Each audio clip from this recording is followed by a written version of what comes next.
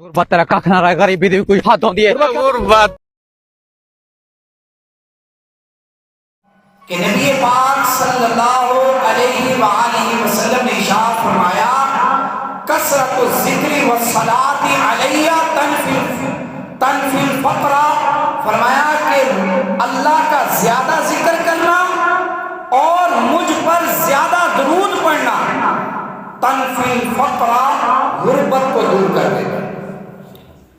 القول البدیع کی یہ حدیث پاک ہے اور بڑی پیاری حدیث ہے۔ ہم ذرا اس حدیث پر غور کریں نا تو کتنا پیارا نبی پاک صلی اللہ علیہ وسلم نے وظیفہ دے دیا کہ اللہ کا زیادہ ذکر کرنا اور نبی پاک پر زیادہ درود پڑھنا، یہ ایک ایسا عمل ہے کہ اللہ اس عمل کے ذریعے سے غربت کو دور کر دیتا ہے۔ ظاہری بات ہے ہمارا ایمان ہے، ہمارا جتنا تعلق اللہ سے اور اللہ کے محبوب سے ہوگا،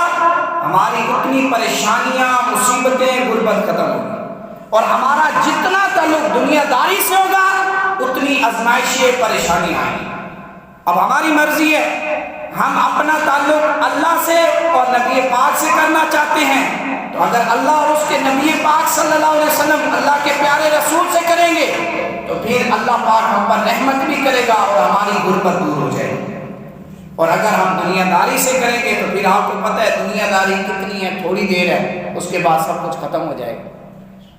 آگے درود پاک کی کثرت کریں، رات کو دن کو شام کو درود پاک پڑھتے رہیں، ذکر کرتے رہیں، اللہ کا ذکر کرتے رہیں۔ انشاءاللہ پریشانی آتی ہے کہ خرچے پورے نہیں ہوتے، آپ یہ دو کام کر لیں گے اللہ پاک غربت کو دور کر دے گا۔